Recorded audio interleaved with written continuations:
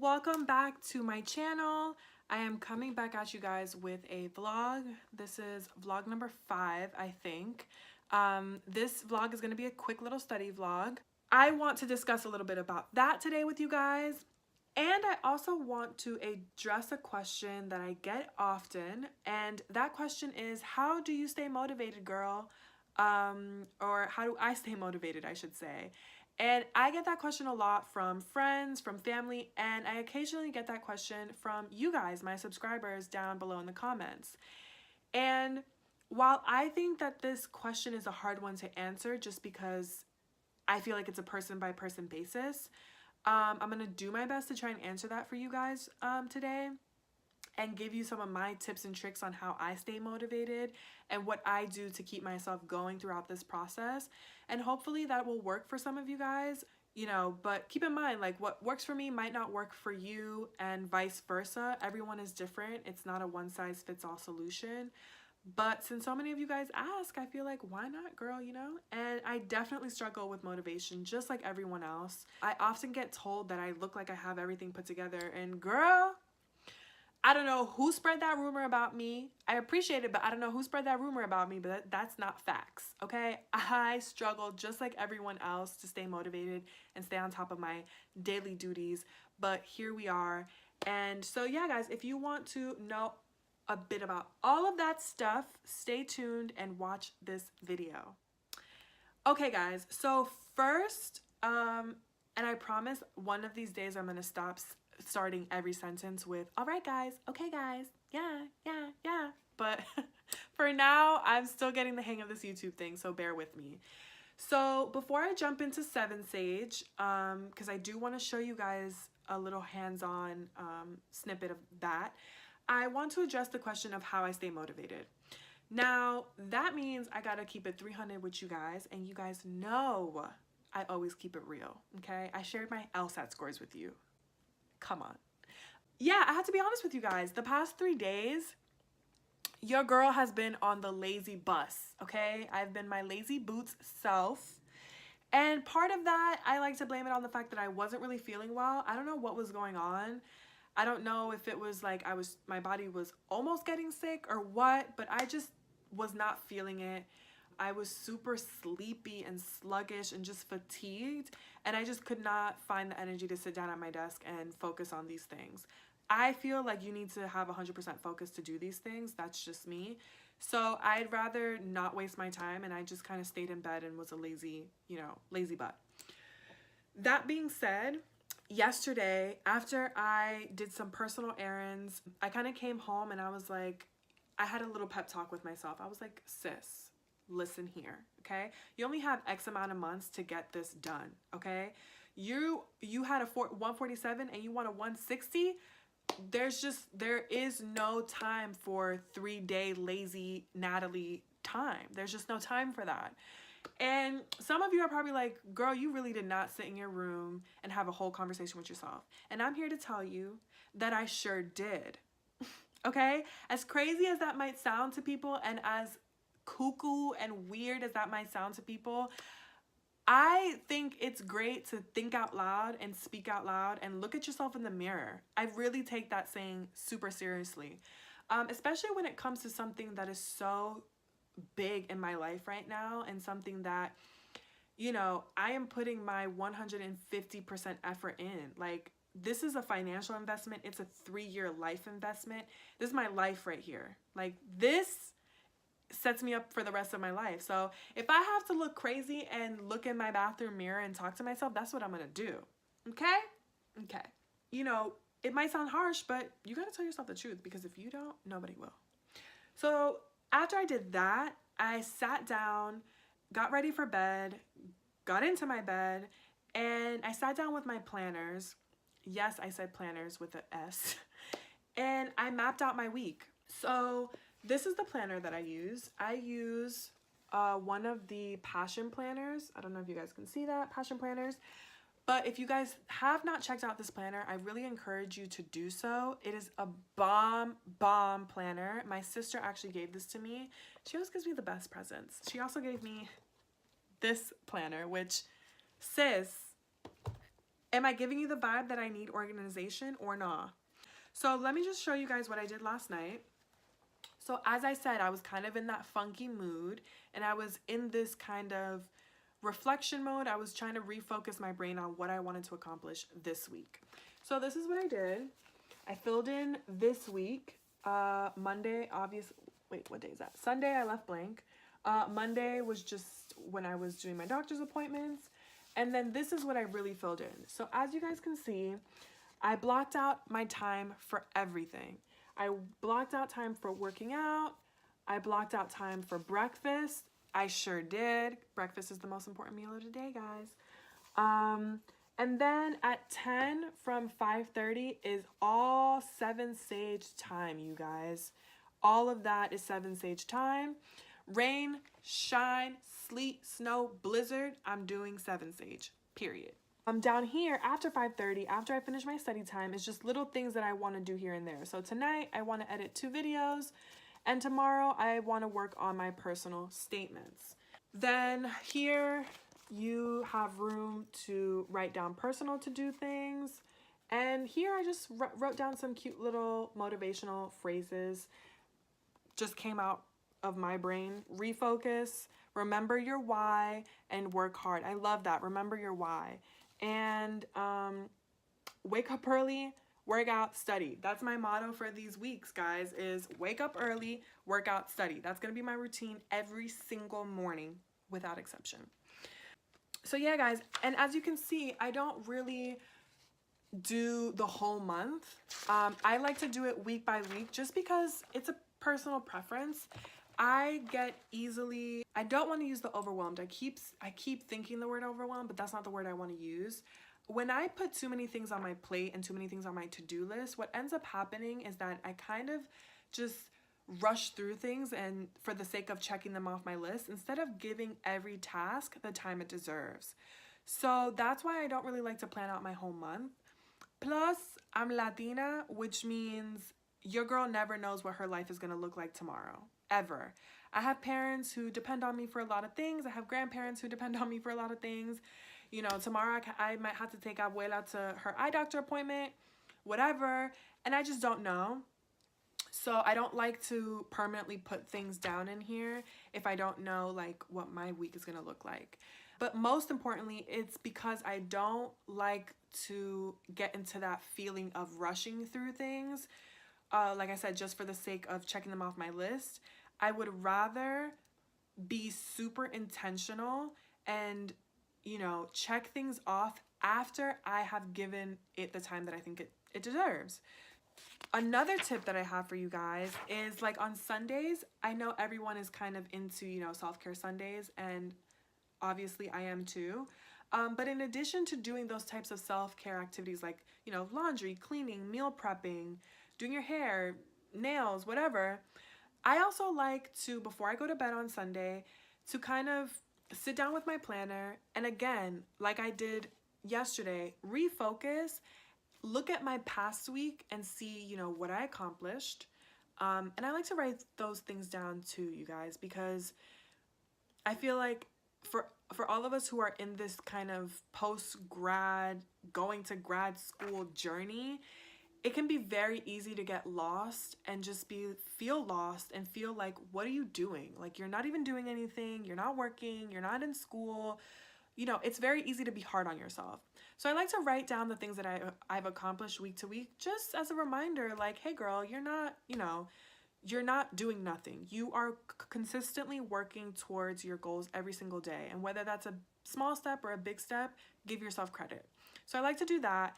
And then after that, I like to look at, you know, what are some things that were on my to-do list that I didn't get to? Why didn't I get to them? Did I not get to them because I was being lazy, or did something out of my control get in the way of that? And then for the next week, I like to put those things back on my to-do list and adjust things for my next week. So for example, if this week I felt like I was sleeping in too much and kind of wasting my time, next week I'm gonna sleep in less, wake up earlier, and be a little bit more productive and intentional with my time. That's kind of how I like to do it, guys, and that's how I stay motivated. It's not a decision that you make once and just poof, like things start working. it's kind of something that you have to work at. And it's kind of a system where you have to really check in with yourself week to week to week to see, you know, what's working for you, what's not working for you. You know, is studying 6 hours a day working for you, or is it not? And I think it also begs the question, you know, are you being honest with yourself? If you're not the type of person who can sit down for 6 hours a day and crunch out 3 lessons of, you know, whatever prep course you're doing, then don't put 6 hours in your planner. Because if you fail at that, if you don't do it, then that's just more reason for you to pick on yourself and be like, you didn't do it. See, you're being lazy. And then you fall into that cycle of being hard on yourself. So be realistic with yourself and set realistic goals so that you can actually accomplish them and feel good about yourself. Yeah, guys, that is my tips on how to stay motivated. I don't really have a magic wand. I'm like all of you guys. I struggle with it on a daily basis. And some days I'm human, y'all. I sleep in, I'm lazy, I fall off the wagon.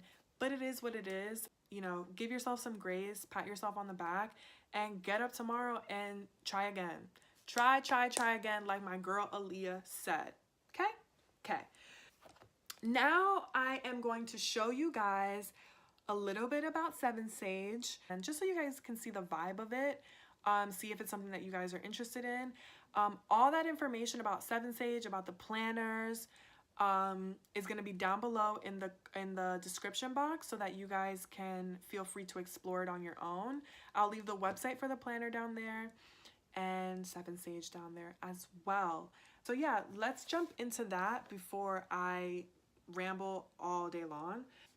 Really quickly, I do want to give you guys a little synopsis of where I am in my lesson plan. I was just finishing up some weakening questions that are based on causation passages, and I print them out. For those of you who are familiar with 7 Sage, if some of you are, you know that you get a lot of material and you can either look at it on your computer or you can print it out. I choose to print it out just because I like to write on it. And right now what I'm doing is I'm practicing labeling arguments. So I do it in different ink colors. And that is just helping me to kind of practice over and over and over until I can kind of intuitively do it on my own without having to color code it. And another tip that I want to give you guys, and then we're going to get into the video, is I also like to justify my reasoning. So what I mean by that is if I choose A, for example, I will write down why I chose A, and why I think it's right. And that 7 Sage taught me, but I really think that it is crucial for anybody who's doing logical reasoning, because a big part of this section is understanding the logic behind the passages and being able to parse the language and the grammar, and then understanding why the wrong answers are just wrong. And process of elimination, oftentimes, in other words, you will probably recognize the wrong answer before you recognize the correct answer, which is why a process of elimination is so key, because the more you eliminate, the closer you are to the correct answer. And yeah, I love doing that. It's been really, really helpful so far. And may I just add, you guys, no, I'm not sponsored for this video. 7 Sage doesn't even know who I am, okay? I was getting less than 10 correct on logical reasoning when I was self-studying after I took my Lsat. So after I took my Lsat and I went back to self-studying, I was just bombing every single prep test, like beyond belief. You guys, since I've started 7 Sage, I haven't gotten a single one wrong. Not a single one. That's crazy. And I've only been at this for like 4 weeks, you guys. It's pretty nuts. So that is just a testament to this program. I sing its praises. You know, if it doesn't work for you, it doesn't work for you. But hey, I encourage everyone to try it out. Try out your free options first, of course. But if those don't work for you, I think 7 Sage will. So without further ado, I'm going to get into the demo, and then that'll be it for this video, guys. So this is what the syllabus looks like after you buy whatever course level you feel that you need. There are different levels. I encourage you guys to check them out, and they each have a different price level. But just for the sake of showing you guys the actual core curriculum. This kind of tells me where my progress is. So this is for core curriculum. This is for prep tests that I've unlocked, and this is just general content. When you go down here is where you really see each topic for the syllabus, and these are right now collapsed because I keep collapsing each one as I progress, I collapse them.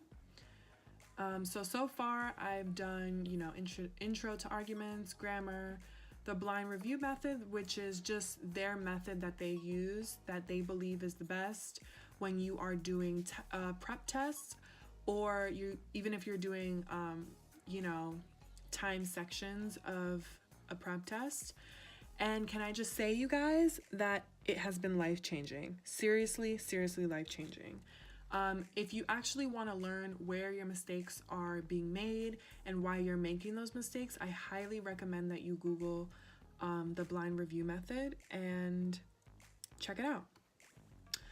And then after that, they give you kind of a diagnostic just to measure where you're at right now. And all right, so this is Lsat Prep Test June. So that's what I took just to kind of measure where I'm at right now. So far I've done main point and main conclusion questions, most strongly supported questions, introduction to logic. And a lot of you might be saying, well, why did you jump from, you know, logical reasoning to logic games? And it's actually not logic games. What they're doing here is teaching you how to think in the way that the test writers write the exam. So you're really getting down to the nitty-gritty of, you know, parsing down the language, understanding sufficient and necessary conditional logic, how to write out conditional logic. So everyone knows, like, if A, then B, with a little arrow. They teach you how to, I mean, the most nitty-gritty thing I've done so far in grammar, let's see if I can show you guys this. Literally, I felt like I was in 5th grade language arts class. They make you parse out the sentences so that you understand what these paragraphs are saying. And for anybody who has taken Lsat, you know that these paragraphs that they give you, or passages I should say, are sometimes super convoluted, and they just have a whole bunch of unnecessary words that are meant to confuse you and get you mixed up. So I really like that they get down to that detail, because for me it was actually very confusing, and in hindsight I probably should have practiced that more, but you know, hindsight is 20/20 and there's nothing I can do about it now. So yeah, so intro to logic, they teach you about the contrapositive, and then they just drill you. And this is what I love about this program the best, is that after they teach you a concept, they really drill you and they give you quizzes to make sure that you are understanding these concepts. Like I said, I am doing these problem sets. Now, you don't have to print out these problem sets. I just go ahead and do them, and I put them in my binder because I like to write and I like to label my arguments. That was one of the first lessons that this program taught me, was to label my arguments. So until I kind of intuitively start doing that in my head, I really want to just do it on paper over and over and over again until I get the hang of it. So that's why I printed mine out. I wish I already knew how to do it, because it would save me a lot of paper and a lot of ink, and it would save the trees, but your girl's struggling, so I will pay back the environment one day. So what I like about this is here you can view the PDF with your password that they give you. I hope I didn't just give out my password. You can quick view it. So if you don't want to print it out and you kind of just want to do it right off your laptop, you can do that too. Although I really don't recommend doing that, but you know, to each his own. And then here you get the answers. So yeah, you guys, that is what I'm doing. I already did these problem sets, so I am going to jump into the strengthening questions section. Again, this is based on causation theory. So first they taught me how to weaken questions that are based on causation, and now they're going to teach me how to strengthen questions that are, again, based on causation logic. So I'm going to show you guys a little snippet of one of the videos, and hopefully it'll give you guys a sense of how this program works. Before we dive into the strengthening questions, let's talk a little bit in abstract about them. First of all, I want you to know that they're very similar to weakening questions. Okay, so this is something we've already done a lot of weakening questions, and we use this heuristic of Goku and the card to explain what a weakening question is. And just to refresh your mind, we call Goku the premise, we call Car the conclusion, and we call this board. And for weakening questions, we're trying to thin out the beam. But remember, you're not allowed to attack Goku. You're not allowed to attack the premise. You're not allowed to attack the car. You're not allowed to attack the conclusion. Same thing here. You just don't get to touch the premise or the conclusion. You have to introduce a new idea from the answer choices, some new idea, which either makes the premise for weakening questions less relevant to the conclusion. In other words, just kind of thin out the beam as if by magic. Or here, we're doing strengthening questions, so introduce a new idea that makes the premise more relevant to the conclusion. Make the existing premises more relevant to the conclusion. That's how you strengthen the argument. You make the beam thicker.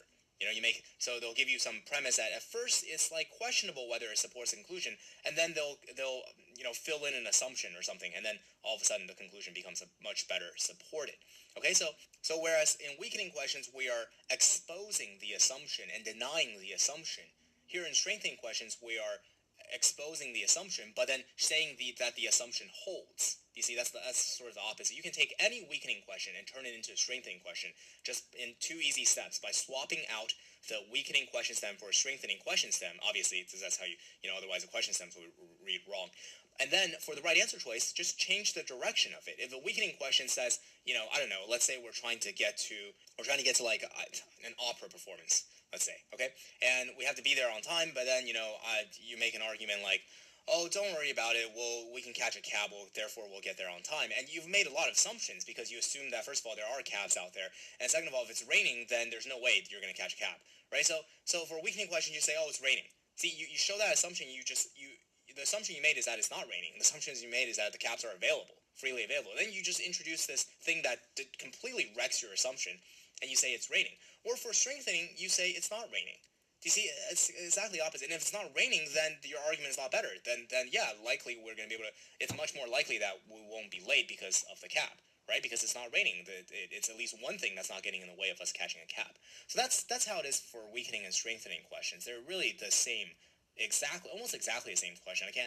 I don't want to overemphasize the relationship between weakening and strengthening because it's not like these two are intimately related. Alrighty guys, so that is going to do it for this part of the vlog. I just wanted to show you guys really quickly how the program works, why I love it so much, and if you guys are interested, I encourage you to check it out. And lastly, before I go, I forgot to mention to you guys that I am taking notes. There is a note section on the bottom of your screen when you're doing this, but I don't really like it because it's really small and I like to keep my notes all in one place. So I've been using my Google Drive and basically just doing an outline. So section by section, I write down notes and things that I think are super important, mostly everything. So just like if I were in school, I'm writing down notes as I'm listening to him speak and as I'm watching him do the examples for me. I also use Quizlet for things that I need to drill in my mind and remember. So I like to keep Quizlet nice and tight. I don't like to bombard my Quizlet with just like random things that, like essentially I don't want to take my notes twice is what I'm trying to say. So if it's already in my Google Drive, my Quizlet, I gear it more towards, little keywords that I might want to remember.